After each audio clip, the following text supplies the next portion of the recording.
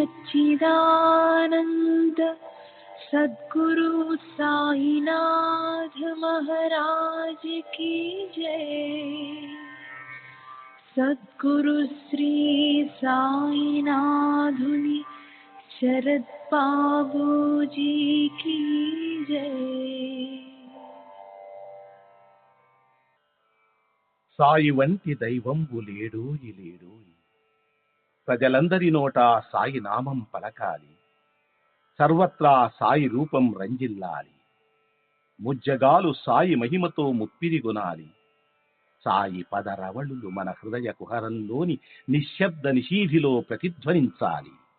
ప్రణవనాద వీచికల్లా సాయి జ్ఞాన సౌరభాలు సర్వత్రా వ్యాపించాలి.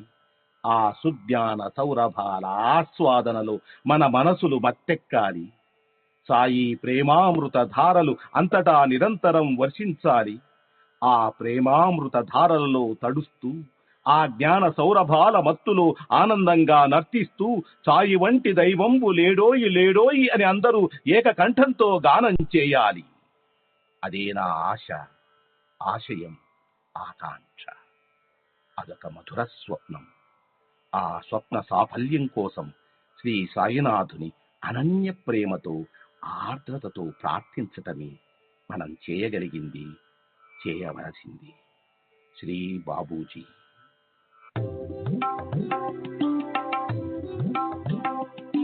Sai Baba, Sai Baba, Sai Baba, Sai Baba.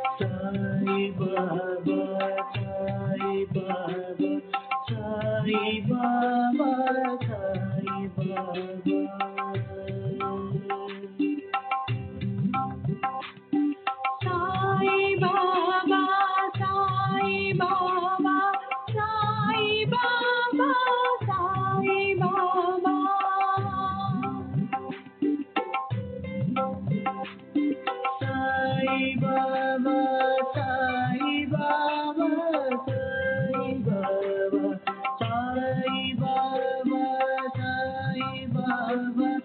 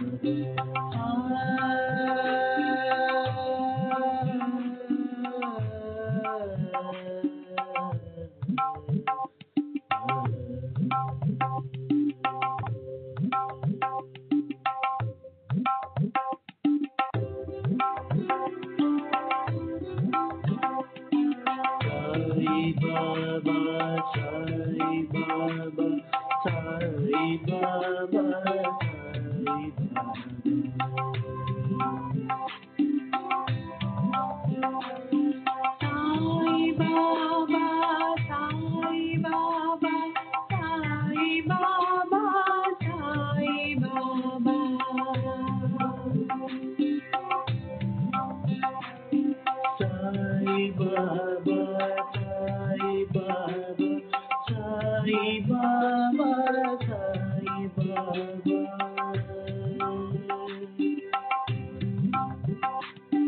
Sai Baba, Sai Baba,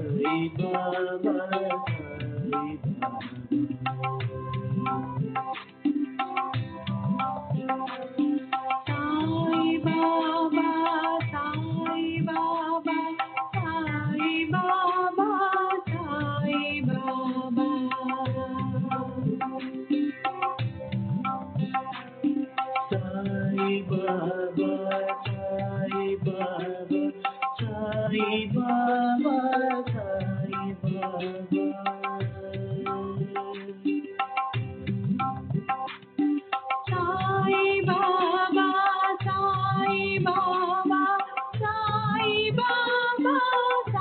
Sai Baba, Sai Baba, Sai Baba, Sai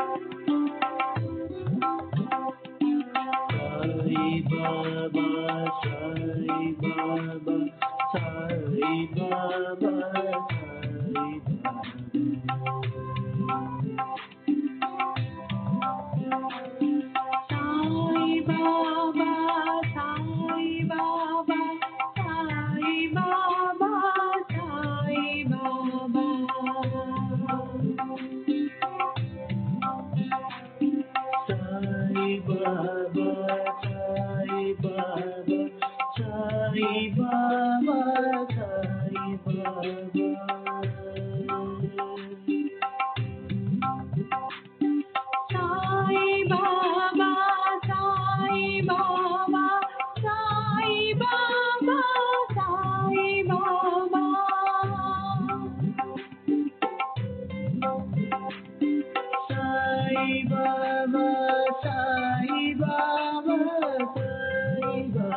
Sai Baba, Sai Baba, Sai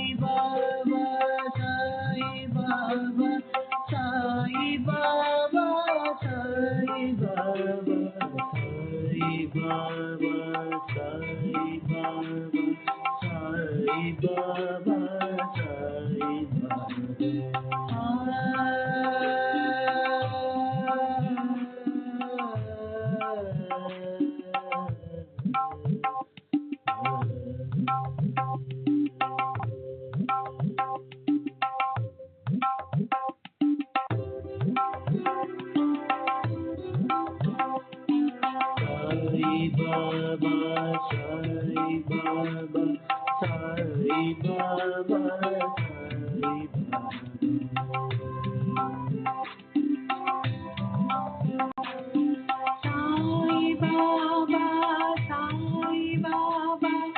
Sai Baba, Sai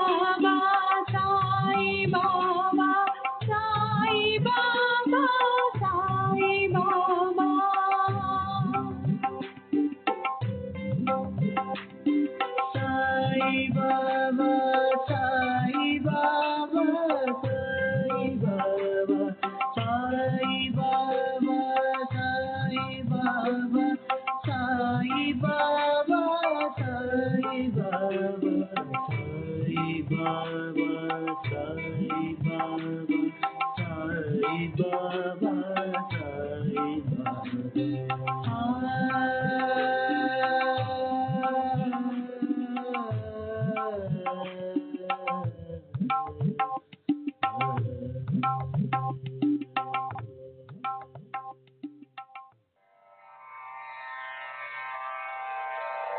Shri सच्चिदानंद सद्गुरु साईनाथ महाराज की जय। सद्गुरु श्री साईनाथुनि शरद बाबू जी की जय।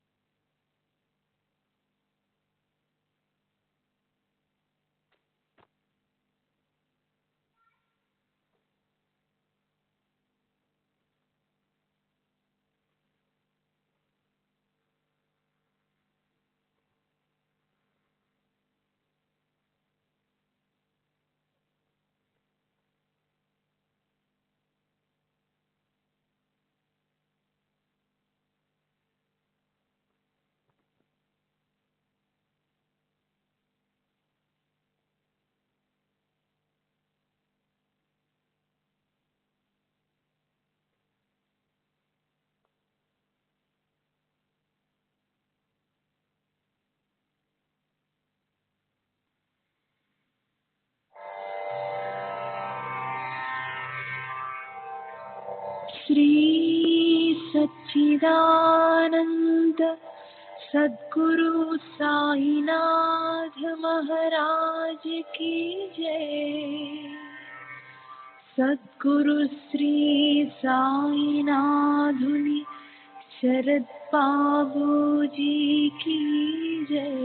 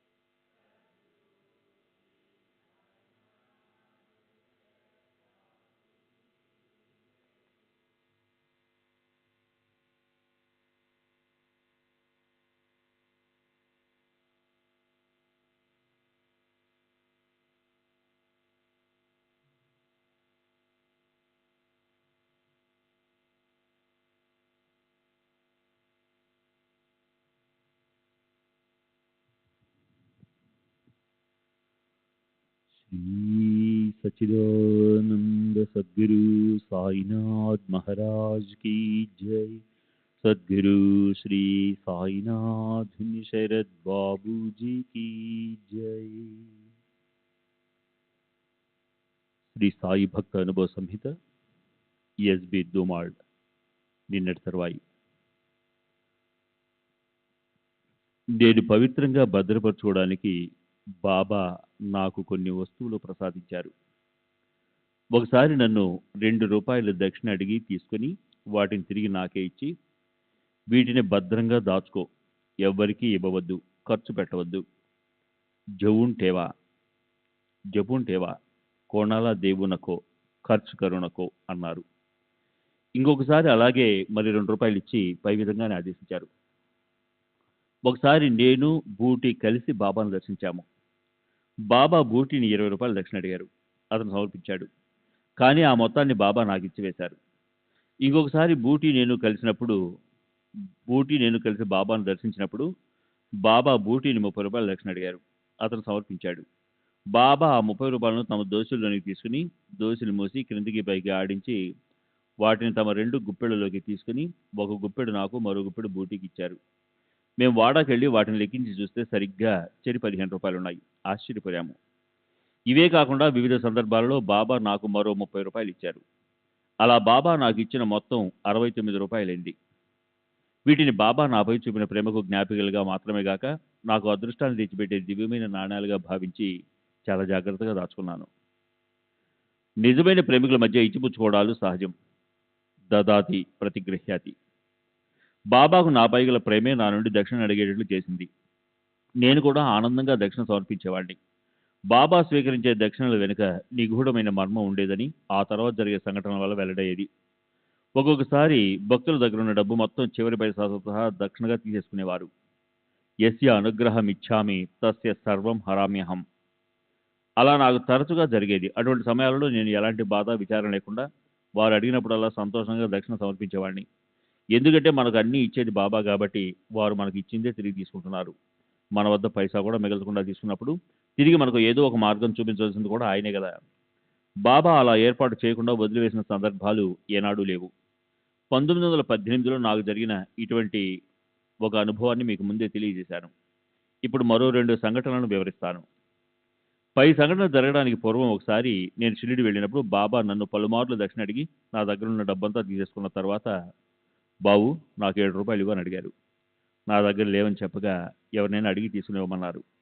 ఇతరులను అడగడం అవమానంగా భావించరాదని తెలియజేసి నాలోని గర్వాన్ని, అహంకారాన్ని అణచి అణకువగా మెలగాలని నాకు ఒక పాఠం నేర్పించారని నా అభిప్రాయం. బాబా నేర్పే ఈ విషయం నన్నెంతగా ప్రభావితం చేసిందంటే, బాబా మహాసమాధి చెందిన తర్వాత నేను షిరిడి వెళ్ళినప్పుడు ఆనాడు బాబా భిక్ష చేసిన ఇళ్ల వద్ద భిక్ష చేసేవాడిని. బాబా దయవలన నా అహంకారం అణిగింది. లేకుంటే నా అహంకారం ఇంకా పెరిగి సమాజంలోని క్రింది తరగతి వారిని దూరంగా ఉంచేవాడిని. దక్షిణకు సంబంధించిన మరో సంఘటన తెలియజేస్తాను. ఒకసారి బాబా నా దగ్గరున్న డబ్బంతా దక్షిణగా తీసుకుని తిరిగి ₹50 అడిగారు. నా దగ్గర పైసా కూడా లేదని చెప్పాను. ఎవరినైనా అడిగితేమన్నారు. నేను వెళ్ళి ఒకరిని అడిగితే అతను తన దగ్గర డబ్బు లేదని చెప్పాడు. ఆ విషయం బాబాకు తెలియజేశాను. ఈసారి బాబా హెచ్డి సాటే దగ్గరికి వెళ్ళమన్నారు. అలా బాబా తన వద్దకు దక్షిణ కోసం పంపడం సాటేకు సంతోషాన్ని కలిగించింది. సాటేను ₹50 అడగమన్న మర్మం నాకు తర్వాత తెలిసింది. సాటే రిటైర్ అయిన తర్వాత అతనికి పింఛను మంజూరైంది. అతను తనకు ₹50 పింఛను అదనంగా రావాల్సి ఉందని ప్రభుత్వానికి దరఖాస్తు పెట్టుకున్నాడు. ప్రభుత్వం దానిని అంగీకరించింది. డబ్బు కొరకు నన్ను సాటే వద్దకు పంపించడం లేని బాబా ఉద్దేశం అతనికి అదనంగా ₹50 పింఛను మంజూరవుతుందన్న విషయాన్ని సూచిస్తుంది. పింఛను మంజూరైన తేదీ, బాబా సాటేను ₹50 అడిగిన తేదీ ఒక్కటే కావడం విశేషం. బాబా సేవకుడైన రఘు తదితరులకు సంబంధించిన కేసులో వాళ్ళు నేను అడగకుండానే ₹300 ఫీజు ఇచ్చారు. నేను అహ్మద్నగర్ నుండి షిరిడి వచ్చి 3 రోజులు గడిపాను. ఆ 3 రోజుల్లో పలుమార్లు దక్షిణ అడిగి ఆ ₹300 మొత్తాన్ని నా నుండి తీసేసుకున్నారు. బాబా అలా చేయడంలోని అంతరార్థం నేను గ్రహించాను. నా గురువు యొక్క సేవకుడిని విడిపించడం కోసం నేను ప్రతిఫలం ఆశించడం సముచితం కాదు. ఎందుకంటే ఆ కేసు గెలిచింది నా ప్రతిభా పాఠవాల వల్ల కాదు. బాబా అద్భుత రీతిలో మ్యాజిస్ట్రేట్ మనసును నియంత్రించినందువల్లే ఆ కేసు విజయవంతమైంది. నా అనుభవాల సంపుటిని ముగించే ముందు బాబా బోధించిన కొన్ని ఆధ్యాత్మిక సత్యాలను గురించి వివరిస్తాను. వారిపై మన నమ్మకం బలపడేందుకు తమ నిజతత్వాన్ని సూచనప్రాయంగా వ్యక్తం చేస్తూ బాబా ఒక విషయం చెప్పారు. ఒకసారి ఒక భక్తుడు దేవుడి గురించి మాట్లాడుతున్నప్పుడు బాబా, దేవుడు దేవుడు అని ఊరికి ఎందుకు అంటున్నావు? దేవుడు నా జేబులో ఉన్నాడన్నారు. ఒక్కొక్కసారి బాబా స్వయంగా వంట చేసి బేదలకు ఆకలిగొన్న వారికి వడ్డించేవారు. ఇది వారి ప్రేమను, దాతృత్వాన్ని తెలియజేస్తుంది. అలా ఒకరోజు మసీదు ఆవరణలో వారు పొయ్యిని వెలిగించి దానిపై పెద్ద పాత్ర పెట్టి వంట చేస్తున్నారు. ఇంతలో మాంసాహారం అంటే ఇష్టపడే ఒక ఫకీర్ వచ్చి అందులో కొంత మాంసం వేశాడు.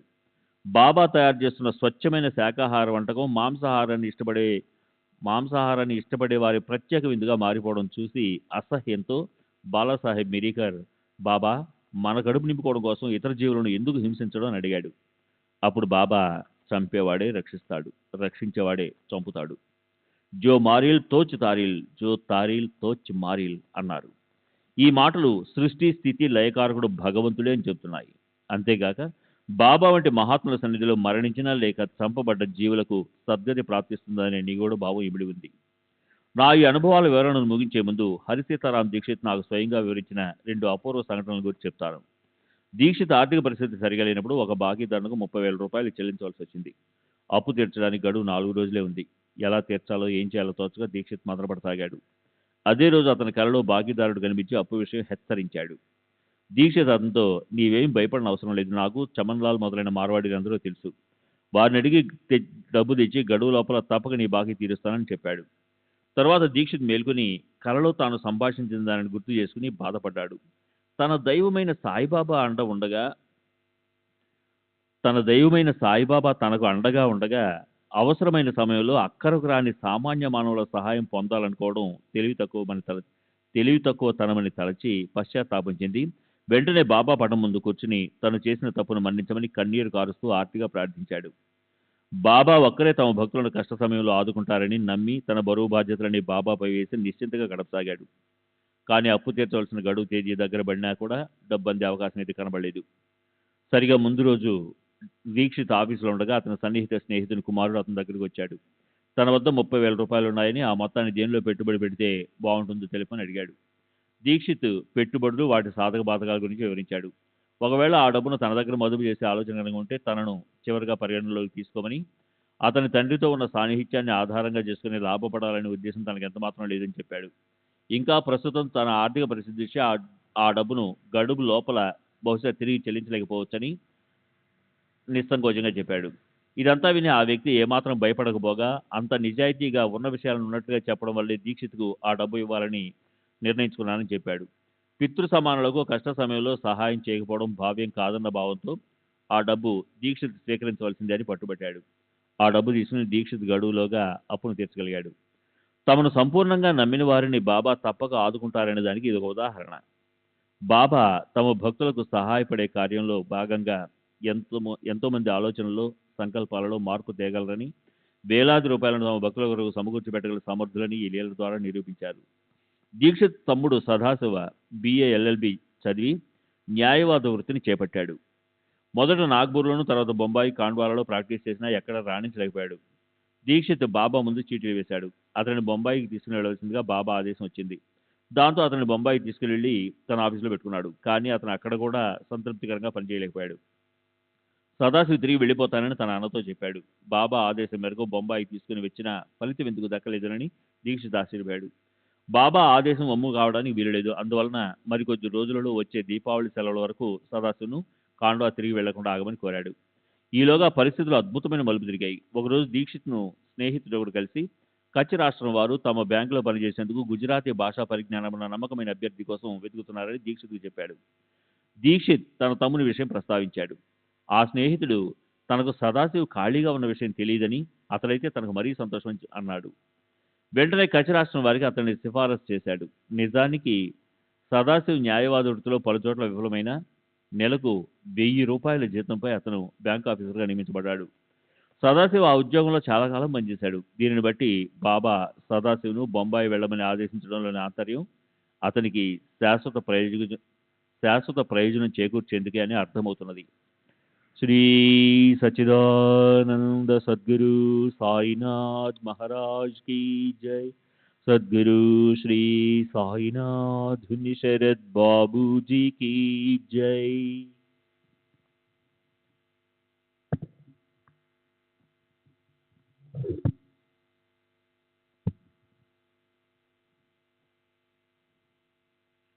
సెప్టెంబర్ 13వ తేదీ 1936 థానా. శాంతారాం బల్వంతనాచే జహంకర్ హెడ్ గుమస్తా తాలూకా చరిత్రరార్ మేజిస్ట్రేట్ కోర్టు కుర్లా కాయస్థ ప్రభు. 1923లో సాయిలీలా మాసిక పత్రికలో నా అనుభవాలు కొన్ని ప్రచురింపబడ్డాయి. ఈ పత్రికను అన్ని తరగతుల ప్రజలు చదువుతారనే నా అభిప్రాయం ఉంది. కాబట్టి సామాన్య ప్రజలు విశ్వసించని, అర్థం చేసుకోలేని, వారి అవగాహనకు అందని విషయాలను చెప్పకుండా సంగ్రహంగా నా అనుభవాలను తెలియజేశాను. చాలా కాలం అయినప్పటికీ నా అనుభవాలన్నిటినీ గుర్తుకు తెచ్చుకునేందుకు ప్రయత్నించి చెప్పగలిగినన్ని పూర్తి వివరాలతో మీకు తెలియజేస్తాను. 1923 తర్వాత నాకు కలిగిన అనుభవాలు కూడా చెప్తాను. 1909లో జరిగిన కొన్ని సంఘటనలకు శ్రీ సాయిబాబాకు సంబంధం ఉన్నట్లు అప్పట్లో అనిపించలేదు. బొంబాయిలోని బజేకర్ హాస్పిటల్లో మా అన్నగారికి గొంతు దగ్గర ఆపరేషన్ చేయవలసి వచ్చింది. మేమందరము ఆ ఆపరేషన్ విషయమై మదన పడుతూ ఆదుర్దాగా ఉన్నాము. అప్పుడు నేను దహనలో ఉన్నాను. మా ఇంటికి ఒక సాధువు వచ్చి 2 రొట్టె ముక్కలుంటే పెట్టమని అడిగాడు. మేము అతన్ని లోనికి ఆహ్వానించి సాదరంగా కూర్చోబెట్టి భోజనం వడ్డించాము. మా వదిన గారు ఆ సాధువుకు అన్ని పదార్థాలు వడ్డించింది కానీ సాధువులకు వడ్డించదగింది కాదని తలచి బెండకాయ కూర వడ్డించలేదు. అయితే ఆ సాధువు ప్రత్యేకంగా ఆ కూరనే అడిగి పెట్టించుకొని తిన్నాడు. భోంచేసిన తర్వాత ఆయన మమ్మల్నందరినీ ఆశీర్వదించి హాస్పిటల్‌లో ఆపరేషన్ విజయవంతంగా జరిగిందని చెప్పాడు. అదే రోజు నా స్నేహితుడు హరిబాబు మోరేశ్వర ఫాన్సే సాయిబాబా కృప వల్ల అంతా చక్కగా జరుగుతుందని అన్నాడు. నేను సాయిబాబా పేరు వినటం అదే మొదటిసారి. అప్పుడు నాకు బాబా గురించి ఏమీ తెలీదు కానీ ఫాన్సేకి తెలుసునని అస్పష్టమైంది. మా నాన్నగారు సాయంత్రం బొంబాయి నుండి వచ్చి ఆపరేషన్ పూర్తయిందని, ప్రమాదం ఏమీ లేదని తెలిపారు. ఆపరేషన్ తర్వాత ఒక సాధువు వచ్చి ఆపరేషన్ జరిగిన శరీర భాగంపై తమ హస్తాన్నుంచి అంతా మంచే జరుగుతుంది ఆశీర్వదించి వెళ్ళిపోయారని కూడా చెప్పారు. మా అన్నగారు ఆపరేషన్ విజయవంతమై వారు త్వరలోనే కోలుకొని ఆరోగ్యవంతులయ్యారు. అదే సంవత్సరం మా నాన్నగారు దాస్గంజ్ చేసిన సంకీర్తనకు హాజరయ్యారు.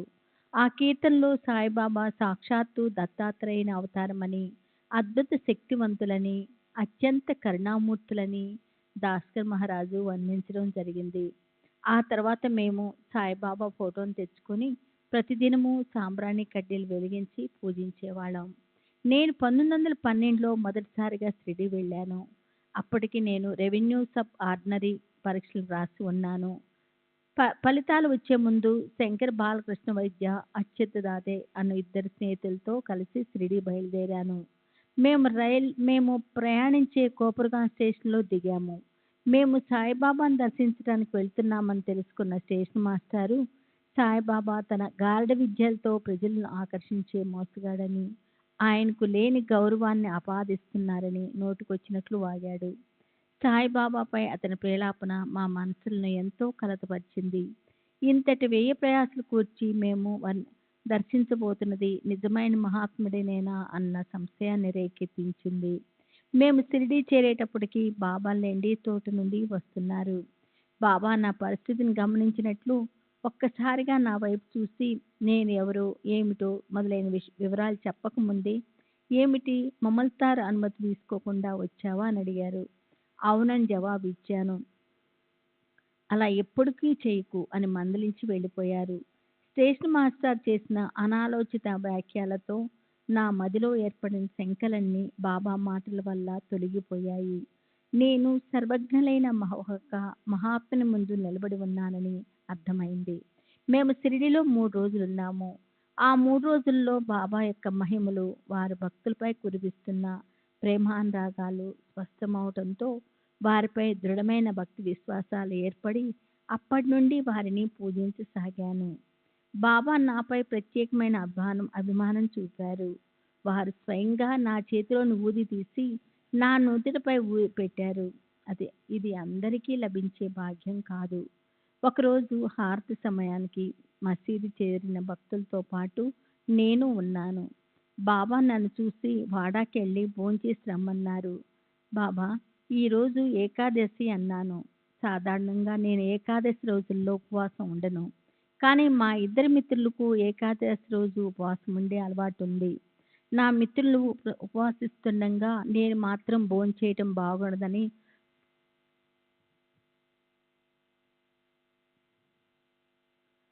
నేను ఉపవాసం ఉంటున్నాను.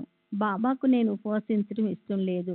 వైద్య తాతయ్యలను చూపిస్తూ వీళ్ళు పిచ్చివాళ్ళు, నువ్వు వాడాకు వెళ్ళి భోంచేసిరా అని బాబా నాతో అన్నారు. నేను వాడాకెళ్ళి భోజనం పెట్టమని అడిగాను.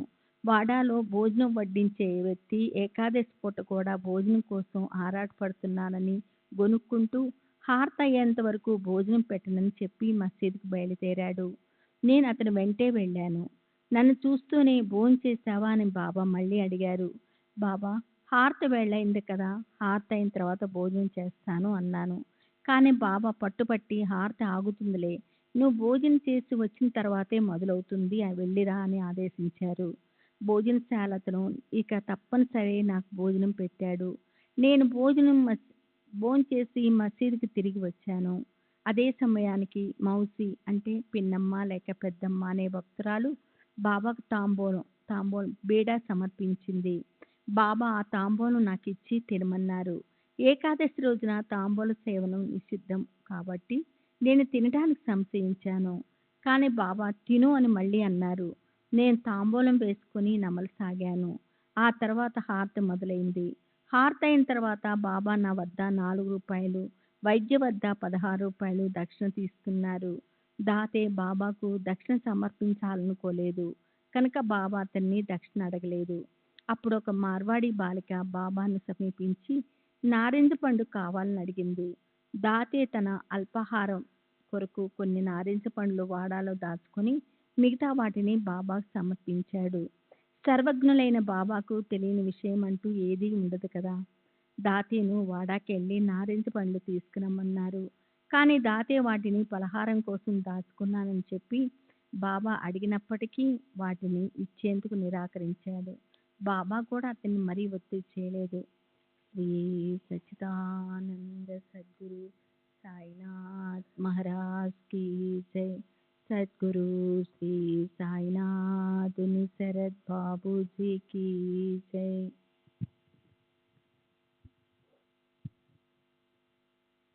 శ్రీ సచ్చిదానంద సద్గురు సాయినాథ్ మహారాజ్ की जय. సద్గురు శ్రీ సాయినాథ్ నిసరద్ బాబూజీ की जय. మేము షిరిడీలో ఉన్నప్పుడు నా పట్ల, నా కుటుంబం పట్ల బాబా ఎంతో అభిమానం చూపారు. ఓసారి హెచ్ఎస్ దీక్షిత్తు, జోగు, దాబోల్కరు మొదలైన భక్తులు బాబా సమక్షంలో ఉండగా బాబా నన్ను చూపించి వాళ్ళతో నేను ఒకసారి ఇతని ఇంటికి భోజనానికి వెళ్ళాను. అప్పుడు ఇతడు నాకు బెండకాయ కూర వడ్డించలేదు అన్నారు. ఆ మాటలు వినగానే 1909లో మా అన్నగారికి ఆపరేషన్ జరిగినప్పుడు మా ఇంటికి వచ్చిన సాధువు రూపం నా మనసులో మెదిలింది. అంటే మాకు తెలియకుండానే 1909 నుండే బాబా ఇతర సాధువుల రూపంలో మా కుటుంబాన్ని కాపాడుతూ వస్తూ ఉన్నారని నాకు అర్థమయ్యింది.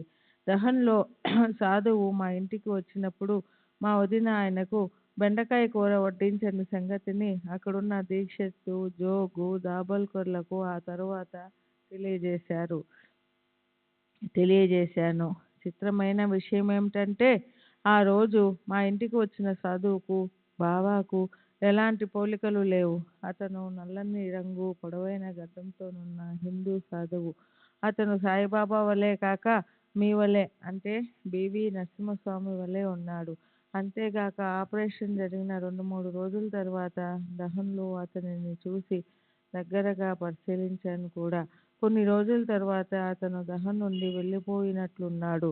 నాకు మళ్ళీ కనపడలేదు. కానీ బాబా 1912లో పలికిన మాటలను బట్టి బాహ్యంగా రూపురేఖలలో తేడాలున్నప్పటికీ వారే ఆ రూపంలో మా ఇంటికి వచ్చారని నిర్ధారణ అయ్యింది. నేను వ్రాసిన డిపార్ట్మెంటల్ పరీక్షలో ఎటువంటి ఫలితం వస్తుందని బాబాను అడిగాను. అల్లా మాలిక్ అంటూ బాబా తమ వరద హస్తాన్ని నా తలపై ఉంచారు. నేను ఆ పరీక్షల్లో ఉత్తీర్ణునయ్యాను. ఆ తొలి షిరిడీ యాత్రలో నా మనసులో బాబా పట్ల ముద్రించుకుపోయిన సద్భావనలు చెరిగిపోతాయేమో అనిపించే సంఘటన చివరి రోజు జరిగింది. ఆ రోజు ఉదయం మసీదులో బాబా కోపావేశాలతో ఊగిపోతున్నారు. వారి కనులు ఎర్రబారి ఉన్నాయి. వారి కోపానికి కారణం ఎవరికీ అంతుపట్టలేదు. 15 నిమిషాల పాటు అందరినీ భయభ్రాంతులను చేశారు. బాబాను సమీపించడానికి ఎవరూ సాహసించలేదు. స్టేషన్ మాస్టర్ వచ్చినట్లుగా వారు పిచ్చివారేమో అన్న అనుమానం కలిగింది. స్టేషన్ మాస్టరు చెప్పినట్లుగా వారు పిచ్చివారేమో అన్న అనుమానం కలిగింది. కానీ కాసేపటికి వారు శాంతించి మామూలు పరిస్థితికి వచ్చారు. మేము వారి దగ్గరికెళ్ళి సెలవు కోరాము. బాబా ఊది ఇచ్చి వెళ్ళేందుకు అనుమతించారు. షిరిడీలో బాబా ప్రస్తావించిన విషయం అనగా నేను అనుమతి లేకుండా ఉద్యోగానికి గైరు హాజరైన సంగతి మమతాదారైన మా పై అధికారి బివి దేవ్ గారు గమనించారు. కానీ దైవ అనుగ్రహం వలన నాకు శిక్ష పడలేదు. ఇంకోసారి ఆ విధంగా చేస్తే మాత్రం శిక్షింపబడతానని హెచ్చరించి వదిలేశారు. నేను అడుగగానే 1912లో బాబా మరో అనుభవాన్ని ఇచ్చారు. నేను ఠానా జిల్లాలోని దహన్లో పనిచేస్తూ ఉండేవాడిని. గ్రామ ప్రాంతాల నుండి నగరానికి బదిలీ కావడం అంత సులభమేమీ కాదు. 1912లో నేను షిరిడీ వెళ్ళినప్పుడు బాబా ఉద్యోగానికి బొంబాయి రా అన్నారు. వారి ఆశీర్వాద ప్రభావం వల్ల నేను 1918లో బాంద్రాకు బదిలీ అయ్యాను. ఆ తర్వాత నేను తరచుగా షిరిడీ వెళ్ళి బాబాను దర్శించేవాడిని. 1913లో ఒకసారి షిరిడీ బయలుదేరుతున్నప్పుడు నా స్నేహితుడు హరిబాబు ఎం పస్నే నన్ను కలిశాడు. అప్పుడు అతనికి ఆఫీసు డబ్బు దుర్వినియోగపరిచాడనే నేరంపై జైలు శిక్ష విధించి ఉన్నారు. అతను జామీన్పై బయటికి వచ్చాడు. ఆ కేసు తాలూకు అప్పీలు ఆ రోజే లేక మర్నాడు విచారణకు వస్తుంది. పస్నే తన తరపున బాబా సహాయాన్ని అర్థించమని నన్ను కోరాడు. నేను ఆపదలో ఉన్నానని, ఏ నేరము చేయలేదని బాబాకు చెప్పు అన్నాడు. నేను షిరిడీకి వెళ్ళి చావడిలో కాకడహారతి జరుగుతున్నప్పుడు బాబాను దర్శించాను. వారు చాలా కోపంగా ఉన్నారు. నేను చెప్పకముందే పస్నే కేసు విషయాన్ని బాబా ప్రస్తావిస్తూ అతను అప్పీల్పై విడుదలవుతాడు, చింతించిన అవసరం లేదని చెప్పు అన్నారు. నేను షిరిడీ నుండి తిరిగి వచ్చిన తరువాత పస్నేను కలిసి ఈ విషయం తెలియజేశాను. బాబా దయ వల్ల అతను అప్పటికే విడుదలైనట్లు నాకు చెప్పాడు. అదే సంవత్సరం 1913 నేను షిరిడీలో ఉండగా బాబా ఒకరోజు మనం పిచ్చివాళ్లను నమ్మకూడదు అన్నారు. ఇది అందరినీ ఉద్దేశించి చెప్పినదే కానీ నాకు ప్రత్యేకంగా చెప్పినది కాదని అనుకున్నాను. కానీ అది సాధారణ హితవాక్యం కాదని, నాకు ప్రత్యేకంగా చేసిన హెచ్చరిక అని 1914లో జరిగిన ఒక సంఘటన ద్వారా తెలిసింది. శ్రీ సచ్చిదానంద సద్గురు సాయినాథ్ మహారాజ్ की जय. सद्गुरु श्री साईनाथ की जय. श्री सच्चिदानंद सद्गुरु साईनाथ महाराज की जय. सद्गुरु श्री సాయినాథ్ శరత్ బాబూజీకి జై. నేనప్పుడు దహనులో కోశాధికారిగా పనిచేస్తూ ఉండేవాడిని. రామకృష్ణ బలవంత్ పాండ్సే అనే వ్యక్తి అక్కడ ఉండేవాడు. అతనికి మతి స్థిమితం లేదు. ఎవరికి ఏ హాని తలపెట్టనందున అతనిని ఎవరూ పట్టించుకునేవారు కాదు. ఒకరోజు నా దినచర్యలో భాగంగా బాబా ఫోటోను, ఇతర దేవతామూర్తులను పూజిస్తున్నాను. మా పూజా గదికి సమీపంలో ఉన్న వంటింటి గుమ్మంలో ఆ పిచ్చివాడు నిలబడి ఉన్నాడు. అకస్మాత్తుగా అతను నా మీద పడి 2 చేతులతో నా మెడ పట్టుకుని నీ రక్తం త్రాగుతాను అంటూ నా గొంతు కొరికేందుకు ప్రయత్నించాడు. నాకప్పుడు ఏం చేయాలో తోచక నా చేతికి అందిన ఉద్దరిని తీసుకుని అతని నోట్లో గుచ్చాను. దాంతో పాటుగా నా చేతి వేలు అతని నోట్లోకి వెళ్ళిపోయింది. అతను నా వేలును గట్టిగా కొరకసాగాడు. నేను మరో చేత్తో నా మెడను విడిపించుకునేందుకు ప్రయత్నించసాగాను. అతని గోళ్ళు నా మెడలోనికి గుచ్చుకుపోయాయి. అంతలో మా అమ్మ పరుగున వచ్చి అతని పట్టు నుండి విడిపించడానికి సహాయపడింది. అప్పటికే నేను స్పృహ కోల్పోయాను. తరువాత ఏవో చికిత్సలు చేసి నన్ను మామూలు స్థితికి తెచ్చారు. నా వేళ్లకైన గాయాలు కూడా మానిపోయాయి. ఆ తరువాత నేను షిరిడీ వెళ్ళినప్పుడు అక్కడున్న అన్నా చించనీకర్ అను భక్తునికి బాబా నన్ను చూపించి, అన్నా, నేను ఒక్క క్షణం ఆలస్యం చేసినా ఇతను చనిపోయి ఉండేవాడు.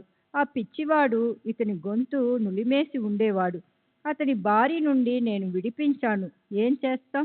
నా బిడ్డలను నేను కాపాడకపోతే మరి ఎవరు కాపాడుతారు అన్నారు. 31/3/1915 మాకు ఒక భయానక సంఘటన ఎదురైంది.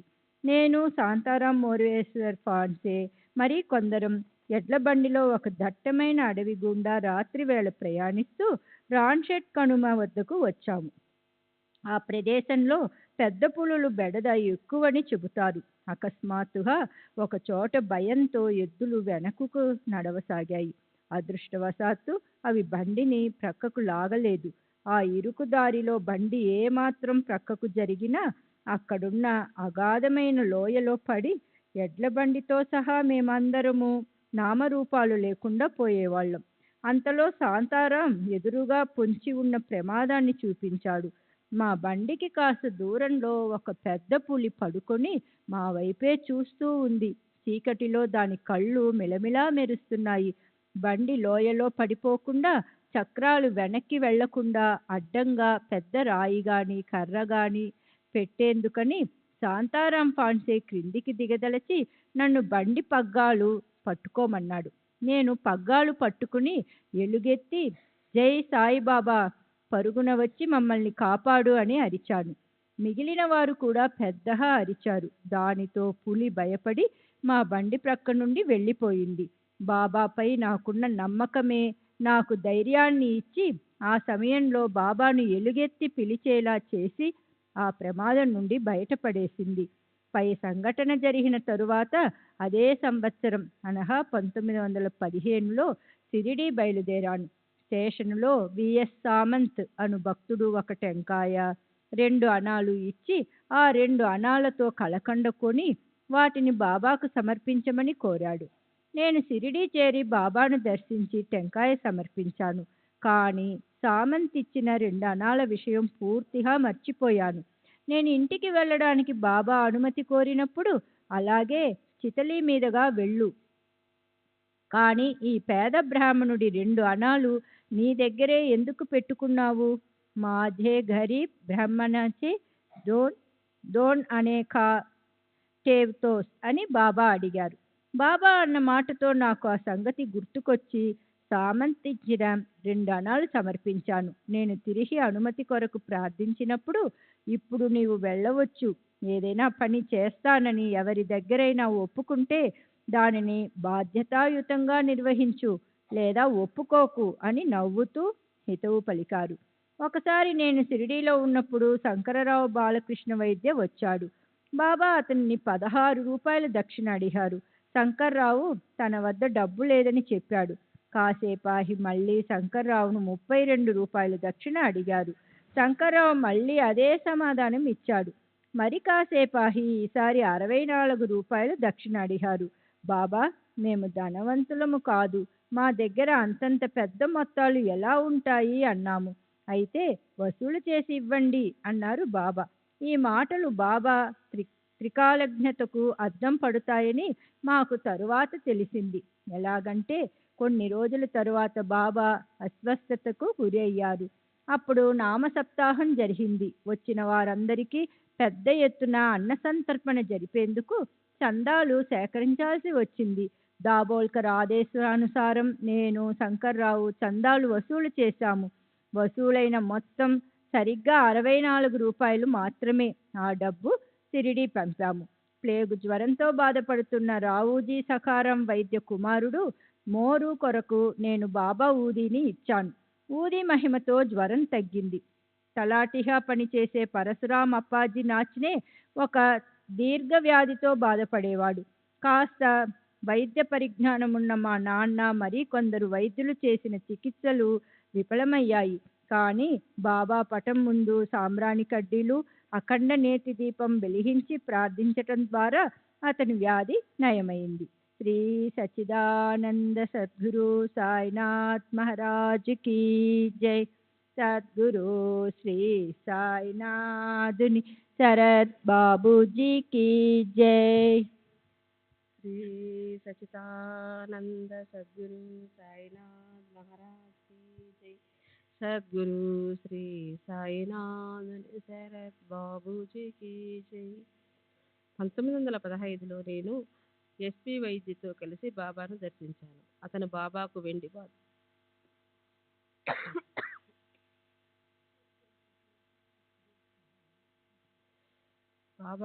పాదుకలు సమర్పించాడు. వాటిని బాబా చేతుల మీదుగా తీసుకుని పూజించుకోవాలని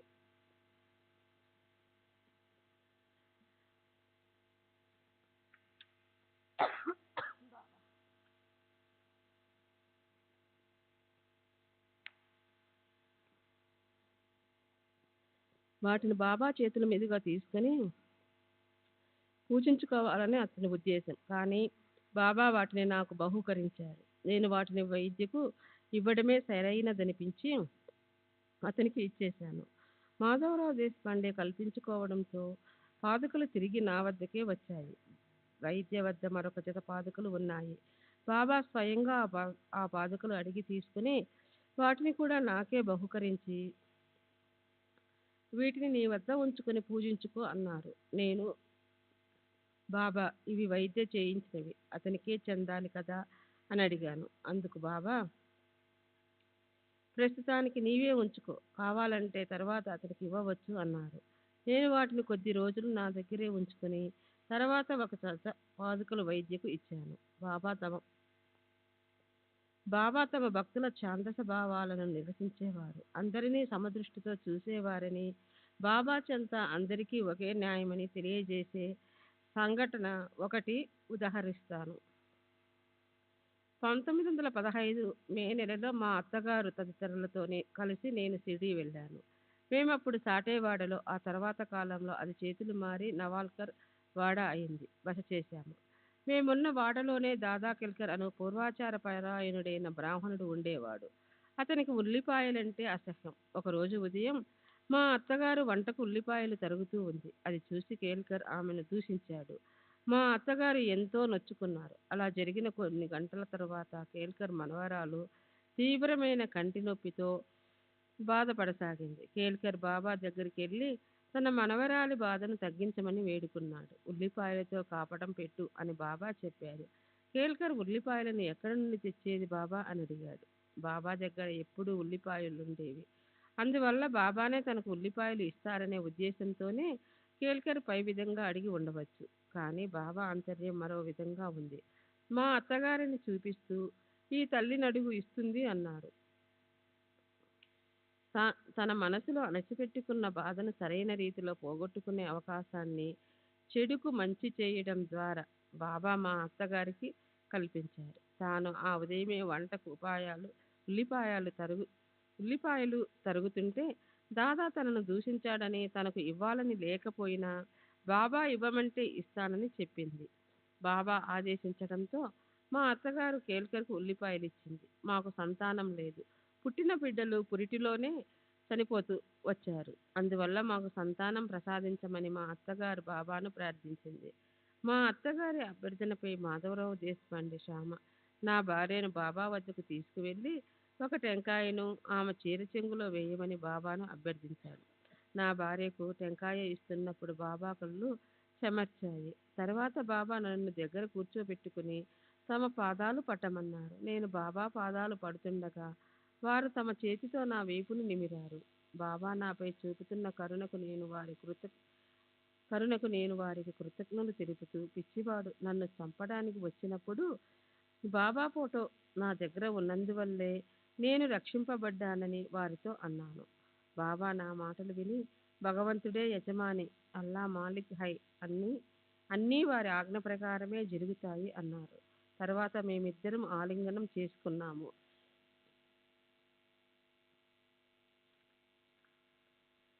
బాబా తమ భక్తులందరి పట్ల ఎంతో ఆదరణ చూపేవారు. అంతేకాక ఒక భక్తుడు తమకు చేసే సేవలో మరొకరు జోక్యం చేసుకోవడం వారికి బొత్తిగా నచ్చేది కాదు. ఇప్పుడు నేను చెప్పబోయే సంఘటనే దానికి నిదర్శనం. ఒకరోజు బాబా తమకు కడుపు నొప్పిగా ఉందని చెప్పారు. ఇంతలో మావిసిబాయి ఒక ఇటుకను ఎర్రగా కాల్చి బాబా పొత్తి కడుపుపై కప్నీ మీద పెట్టింది. 10 నిమిషాలు దానిని అలాగే ఉంచి తీసివేసింది. బాబా కాళ్ళు మర్దన చేస్తున్నా నేను ఆమె సేవను చూసి అదొక క్రూరమైన చికిత్సగా అనుకున్నాను.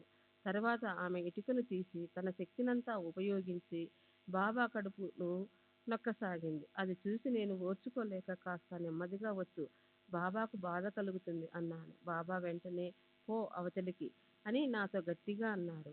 నేను అక్కడి నుండి వెళ్ళిపోయాను. ఆ రాత్రి 8 గంటలకు నేను మసీదుకు వెళ్ళి నాకు ఉపదేశమివ్వమని బాబాను ప్రార్థిస్తూ ఏ జపం చేసుకోమంటారు అని అడిగాను. వారు వెంటనే దేవుపూర్, కోపర్గాం నుండి 20 మైళ్ళ దూరంలో ఉన్న గ్రామం వెళ్ళి అక్కడ నీ పూర్వీకులు పూజించిన శిలలను పూజించుకో అన్నారు. దహన్కు వెళ్ళిన తర్వాత బాబా మాటలలోని అర్థం మా నాన్నగారిని అడిగాను. దేవుపూరిలోని విగ్రహాలను మా పూర్వీకులు పూజించిన విధానాన్ని మా నాన్నగారు ఇలా చెప్పారు.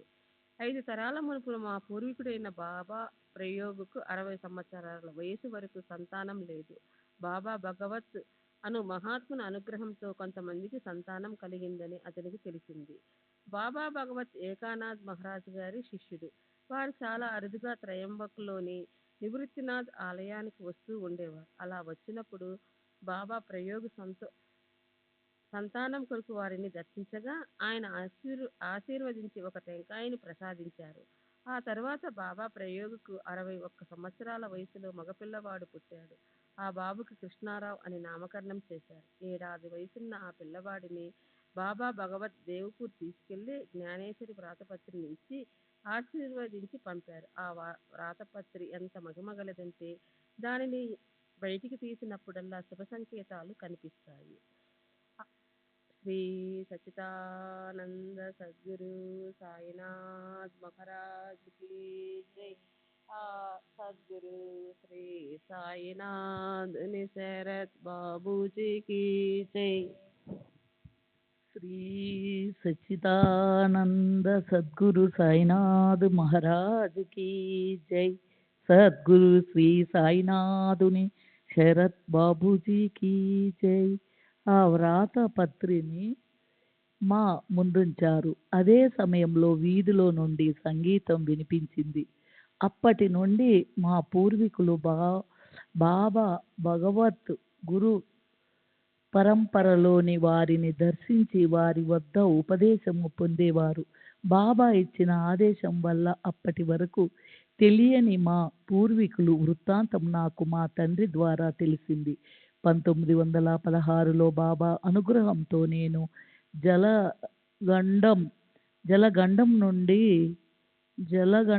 నుండి రక్షింపబడ్డాను.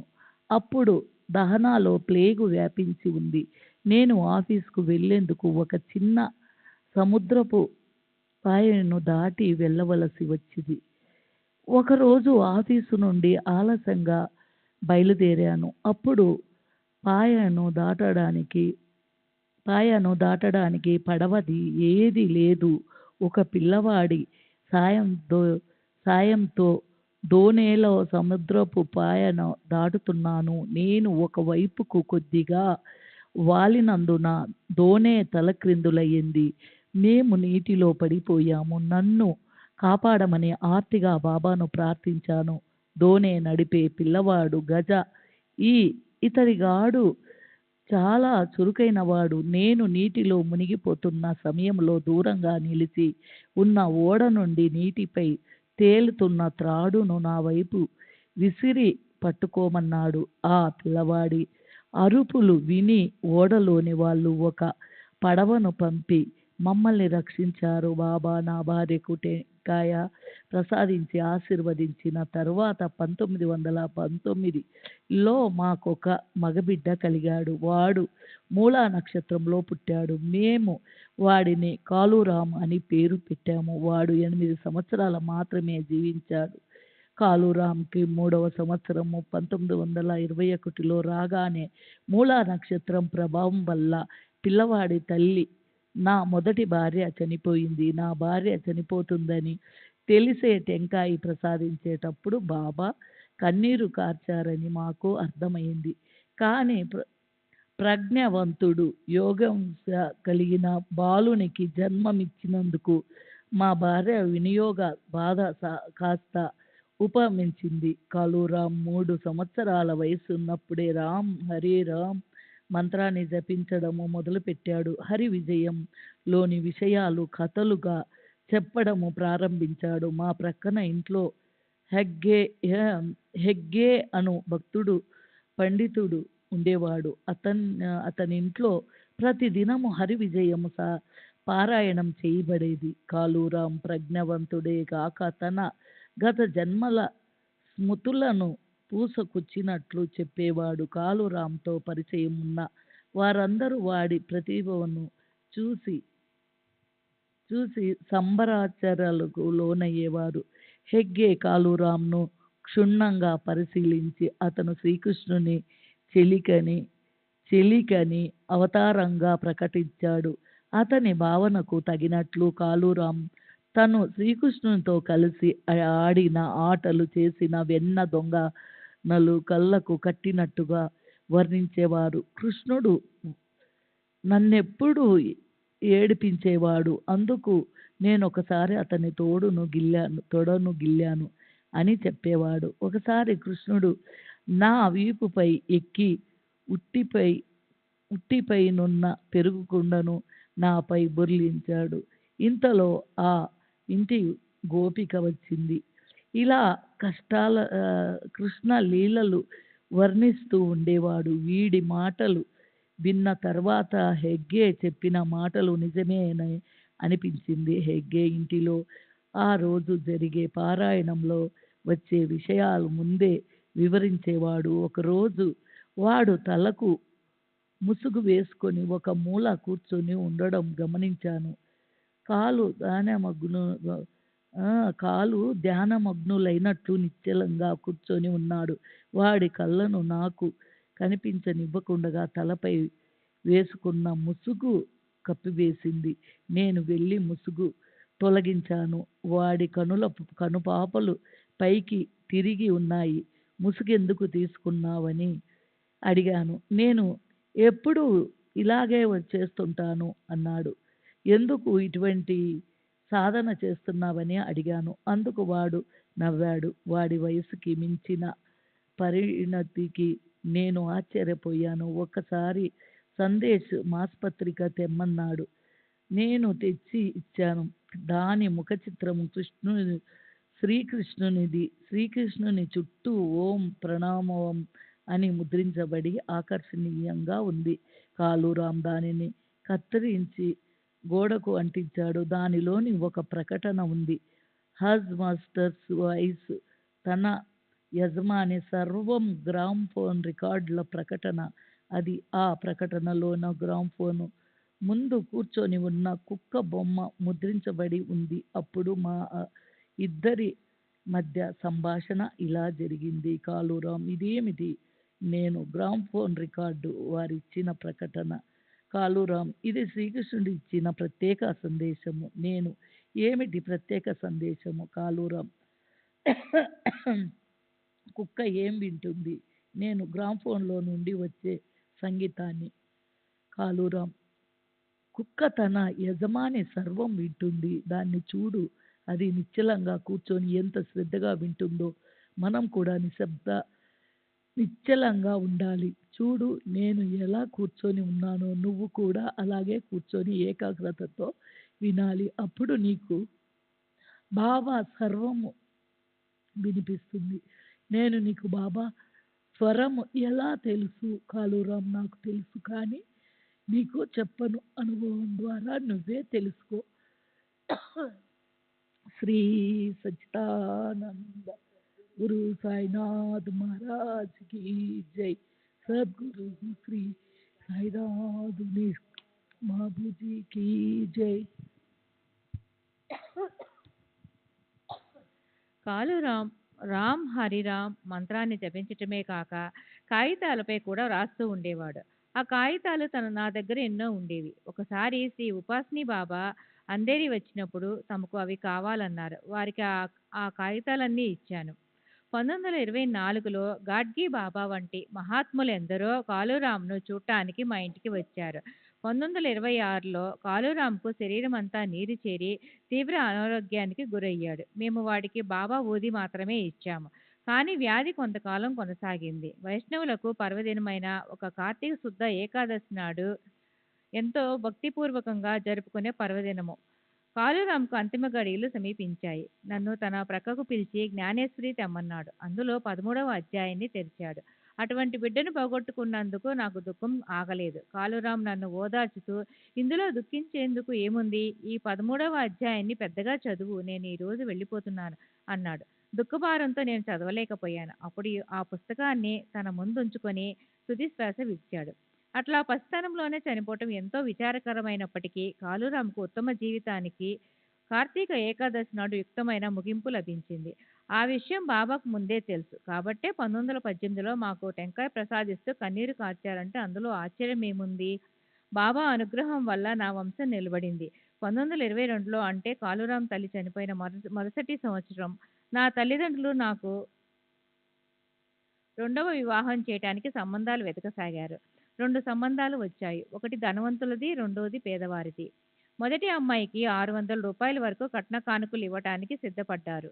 మా నాన్న ఆ సంబంధాన్నే ఖాయం చేయదలిచాడు. కానీ నాకు ఇష్టం లేదు. మా అమ్మకు సాయిబాబా కలలో కనిపించి ఆ ధనవంతుల సంబంధం చేసుకోవద్దని చెప్పి అంతర్ధానమయ్యారు. ఆ కలలోనే మా అమ్మ మరో అమ్మాయిని చూసింది. తర్వాత ఒక పేద అమ్మాయిని నాకిచ్చి పెండ్లి చేయాలని తలచి ఆ అమ్మాయి పినతండ్రి మమ్మల్ని సంప్రదించాడు. మా అమ్మ వెళ్ళి ఆ అమ్మాయిని చూసింది. చిత్రంగా మా అమ్మ కలలో చూసింది ఆ అమ్మాయినే. ఆ అమ్మాయితోనే నా వివాహం 1922లో జరిపించారు.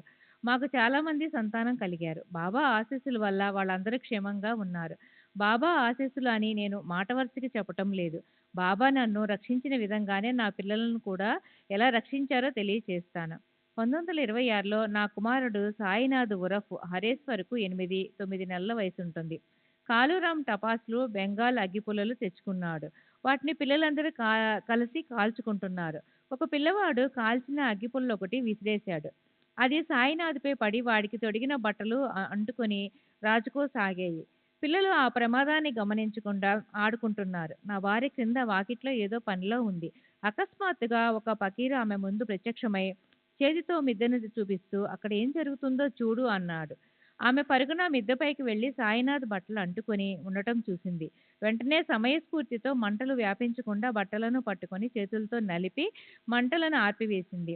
చిత్రమేమంటే ఒంటి మీదున్న గుడ్డలు 35 భాగం కాలిపోయినా ఒళ్ళు కాలిన ఛాయలేమీ కనిపించలేదు. సరైన సమయంలో ఫకీరు వచ్చి హెచ్చరించబట్టి పిల్లవాడు రక్షింపబడ్డాడు. మంటలను ఆర్పివేసిన తర్వాత నా భార్య బయటికి వచ్చి చూస్తే ఫకీరు జాడే లేదు. ఈ ఫకీరు ఎవరై ఉంటారు? ప్రమాదం జరుగుతున్న విషయం ఫకీరుకి ఎలా తెలిసింది?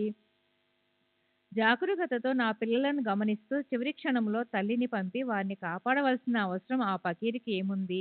1928లో సాయినాథ్‌కు 2 సంవత్సరాల వయసున్నప్పుడు ఒక ప్రమాదం జరిగింది. ఆటల్లో పరిగెత్తుతూ డాబా మెట్లపై నుండి పడిపోయాడు. క్రింద పెద్ద కుప్పగా చెత్త పేరుకొని ఉంది. నేను ఆదుర్దాగా కిందకి వెళ్లి చూస్తే పిల్లవాడు క్షేమంగా ఎటువంటి గాయాలు లేకుండా నిల్చుని ఉన్నాడు. భయపడకండి, క్రింద పడకుండా బాబా నన్ను పట్టుకున్నారు అని పిల్లవాడు చెప్పాడు. 1932లో సాయినాథ్ తన తమ్ముడు వాసుదేవ్‌కు ఒక ఉంగరం ఇచ్చాడు. వాడు దానిని నోట్లో వేసుకున్నాడు. అది వాడి గొంతులోకి ఇరుక్కుపోయింది. సుమారు గంట సేపు ఇంట్లోని వారందరూ ఆందోళనతో దాన్ని బయటికి కక్కించడానికి ఏవేవో ప్రయత్నాలు చేశారు. కానీ అది బయటికి రాలేదు. చివరిగా వాడి నోట్లో కాస్త బాబా ఊది వేశాను. తర్వాత గొంతులోనికి నా వేలు చొప్పించాను. ఉంగరం వేలికి తగిలింది. దాన్ని బయటికి తీయగలిగాను. శ్రీ సచ్చిదానంద సద్గురు సాయినాథ్ మహారాజ్ కీ జై. సద్గురు శ్రీ సాయినాథుని శరద్ బాబూజీ కీ జై.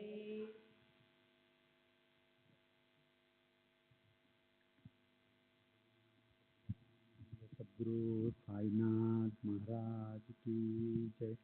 సద్గురు శ్రీ సాయినాథుని శరద్ బాపూజీ కీ జై. 1934లో వాసుదేవ్కు పొంగు మిజిల్స్ పోసింది. దానికి తోడు న్యూమోనియా వచ్చి ఛాతీపై పుండు లేచింది. వాడు క్రమంగా క్షీణించిపోసాగాడు. డాక్టర్ ఆ పుండును ఆపరేషన్ చేసి తొలగించాలనుకున్నాడు. కానీ ఆ పిల్లవాడు బలహీనంగా ఉన్నందువలన ఆపరేషన్ చేసేందుకు వెనకాడాడు. నేను పుండుపై ఆయింట్మెంట్ రాశాను. అది పగిలింది. డాక్టర్ ఏమీ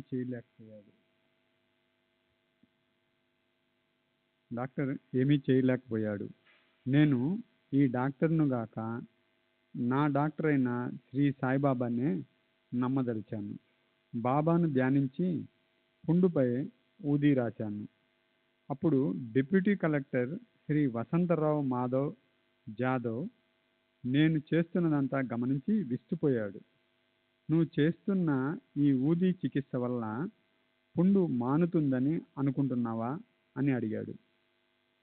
తప్పకుండా మానిపోతుందని చెప్పాను. ఎన్ని రోజుల్లో అని ప్రశ్నించాడు. 24 గంటల్లో అని చెప్పాను. ఆ రోజు రాత్రి బాబా నా కలలో కనపడి 24 గంటలని ఎందుకు చెప్పావు, వెంటనే అని చెప్పి ఉండాల్సింది అన్నారు. నా పొరపాటును క్షమించమని బాబాను కలలోనే వేడుకున్నాను. మరుసటి రోజుకు పుండు మానిపోయింది. జాదవ్ ఆశ్చర్యపోయాడు. న్యూమోనియాతో బాధపడుతున్న తన 4.5 సంవత్సరాల కుమారుని కొరకు బాబా ఊది ఆశీస్సులు కావాలని అడిగాడు. నేను జాదవ్కు బాబా ఊది ఇచ్చిన సమయానికి వాడు 6 రోజులుగా జ్వరంతో బాధపడుతున్నాడు. వాడికి చికిత్స చేస్తున్న డాక్టర్ ఆ జ్వరం 9 రోజులకు కానీ తగ్గదని చెప్పాడట.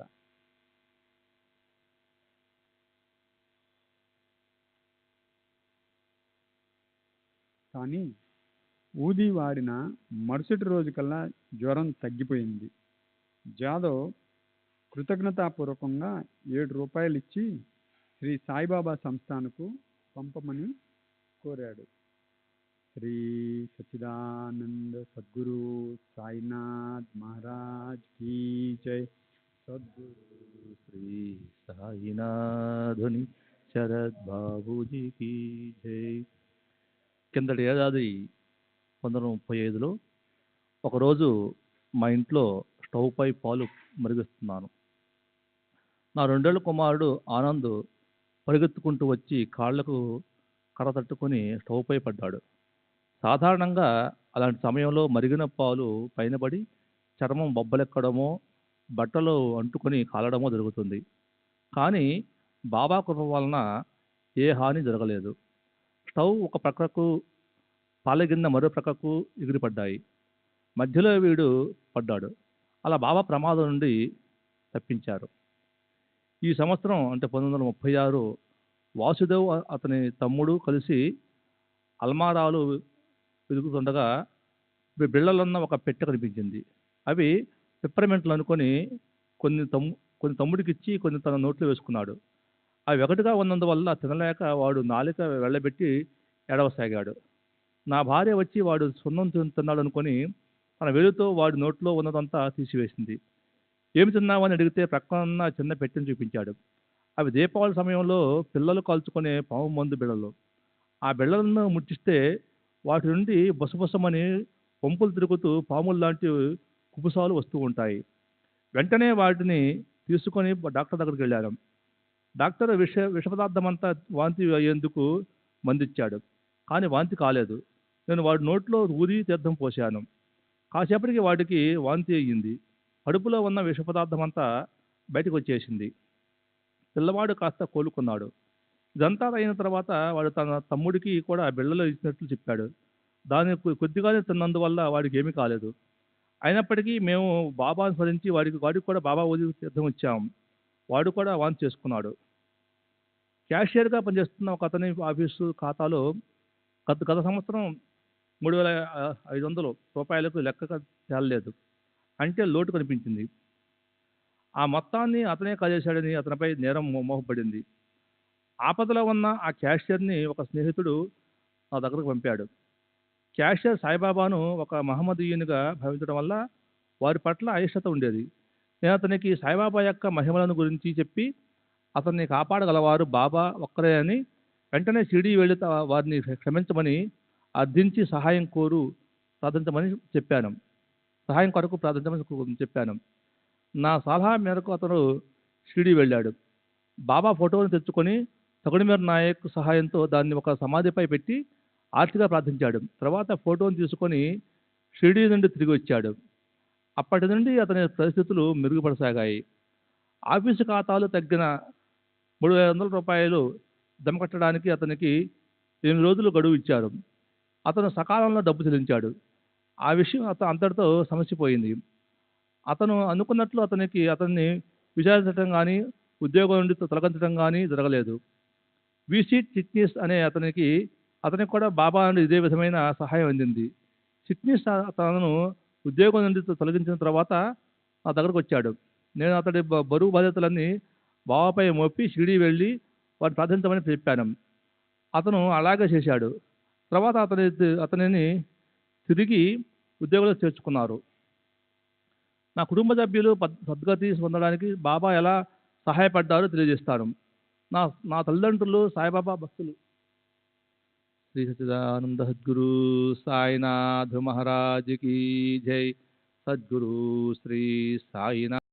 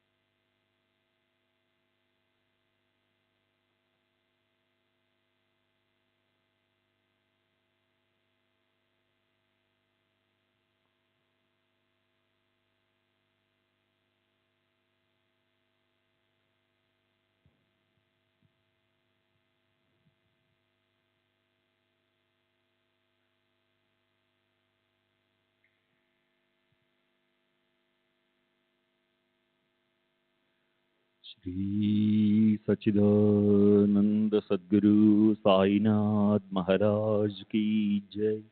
सद्गुरु श्री साईनाथ शरद बाबू जी की जय। साई रहम नजर करना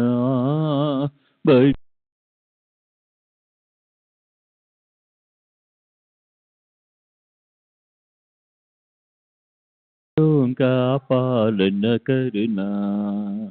जाना तुमने जगत पसार सब ही झूठ जमाना।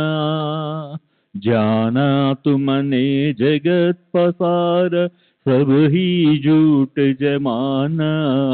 साई रहम नजर करना बच्चों का पालन करना।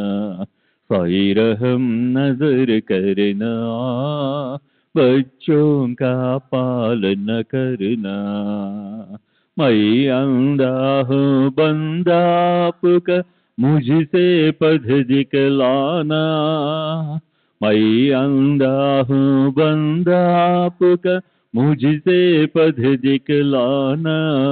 साई रहम नजर करना बच्चों का पालन करना। साई रहम नजर करना बच्चों का पालन करना।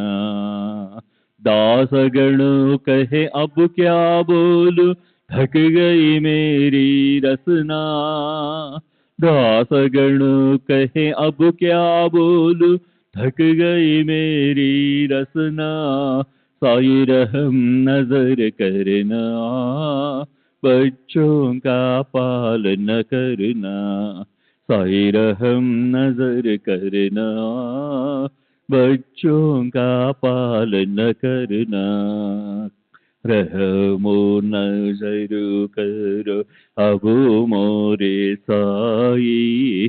तुम बिना नहीं मुझे माँ बाप भाई। रहमो नजर करो मैं आंधा हूँ बंदा तुम्हारा।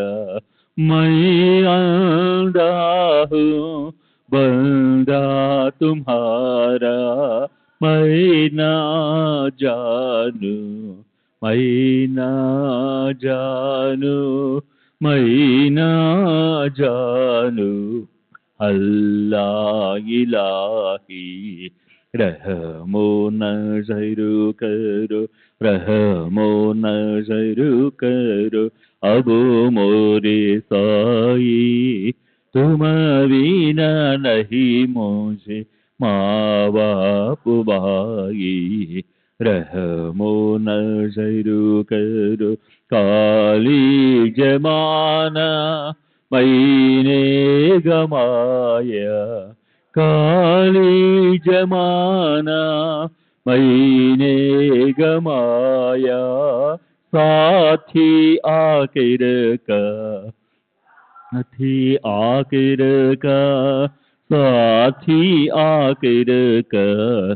तुम बिना कोई, रहमो नज़र करो, रहमो नज़र करो, अब मोरे साई, तुम बिना नहीं मुझे माँ बाप भाई, रहमो नज़र करो, अपने मस्जिद का झाड़ू गणो है, अपने मस्जिद का झाड़ू गणो है, मालिक हमारे, मालिक हमारे, लिख हमारे, तुम बाबा साई, रहमो नज़र करो, रहमो नज़र करो, अब मोरे साई,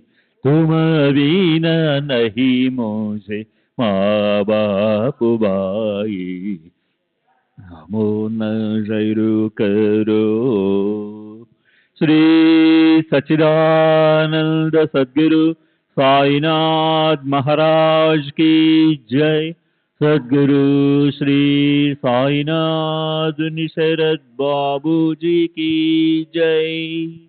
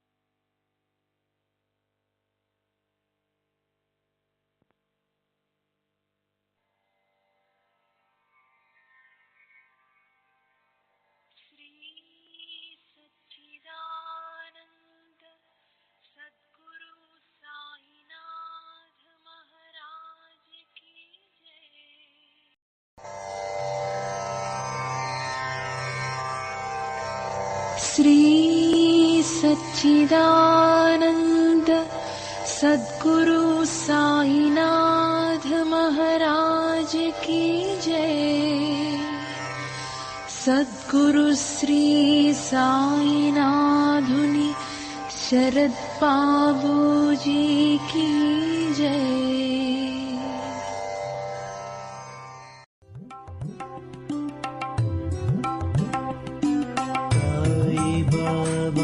साई बाबा